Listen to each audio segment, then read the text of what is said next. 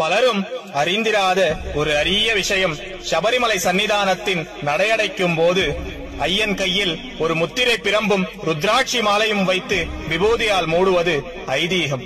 இதன் பொருள், எவ்வளவுதான் ராஜபோக வைபவங்களை தான் அனுபவித்தாலும் கடைசியில் தான் ஒரு சந்நியாசி என்பதை என்றும் மறவாமல், எந்நிலை வந்தாலும் தன்னிலை மறவாமல் தவத்தில் ஆழ்கிறான் ஐயன்.